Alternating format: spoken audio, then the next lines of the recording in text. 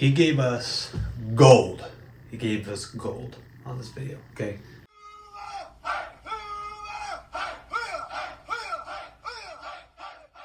So this is more for the Frisco and McKinney location.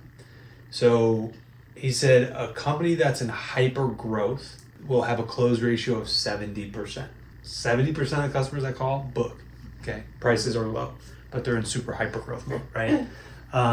And then a business that is in profit focus mode is less than 50%. If they're in super profitable mode, 25%. Like we don't want to grow at all. We just want to focus on profits. Once you hit $1 million, flip the switch, focus on super high profits, 25%. Okay. I want you to guess where we're at for the Aubrey location. 30%. Lower. Are you talking about for this year overall combined or what? For the year, yeah. The average for the year. Like, am I gonna say 28%? That's lower. Lower than 28%? By how much? I'll just tell you. So for the entire year, we're at 26.65%. So it wasn't far off. But we're in super profit mode. Yes. So we're not, like, if we're trying to hit 850 next year, it's probably not going to happen if we're in this kind of mode. And it's because we raised our prices that much. And we're already, you know, obviously they have to have our weed control and stuff like that. So, like, what I'm saying is for the Frisco and McKinney location, if we want TJ to hit those numbers, I don't think we have the same pricing schematics for that location.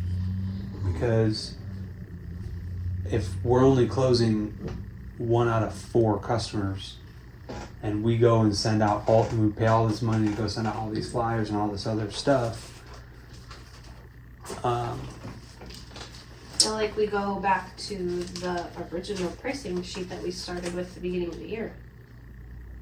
For both locations or just DJs? Like, I really like our pricing model if we weren't trying to grow.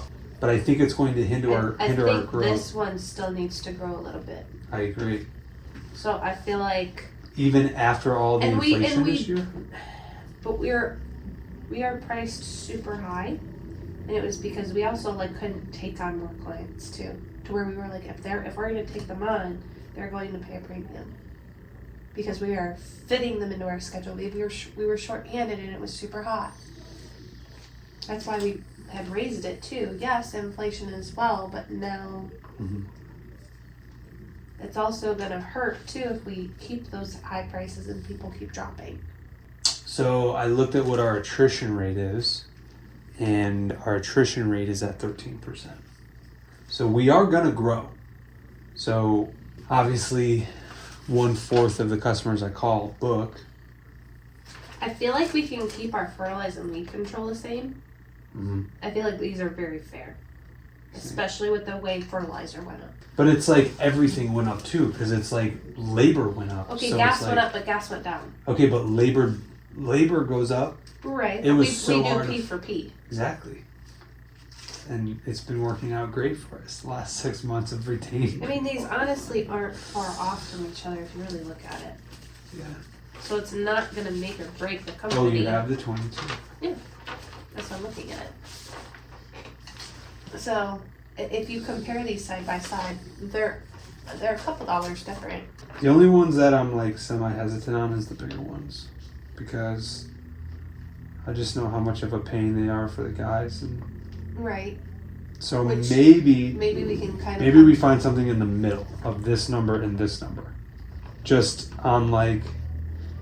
I would say once you hit like... Because we have the high and low, and we have a high and low, we can kind of compare. Yeah, but I'm just saying like once they hit like 5,000 turf, that's when you start getting into like the bigger lawns, like 5,500, 6,000 turf, 7,000 turf, like maybe at like what is that sweet cookie cutter for the push mower? But I don't know, then again though, I feel like people still book at the 34, 36. But like, actually this is where it jumps to from a 35, like the 3,500 one, it goes from $40.95 to $48.95. Like that's an $8 difference. And that's where we would have to go into our clients on those size and see where our guys are coming in on budgeted time. So I think what we need to do, because here's the problem, is this is the flaw with this pricing sheet, is it's based off of dollars. It's not based off of budget amount of time. That's why I just said we have to go in there and look at the budgeted time on them. Yeah. So we need to go. We need to basically go in there, just like I did with the bed maintenance thing. Is instead of putting a price, put at just literally the average time. That's all we need to do. And then in the springtime, we'll charge $90 an hour because we're super busy. In the wintertime, we'll charge $75 an hour because it's calm. And in the summer and regular, we'll charge $80 an hour.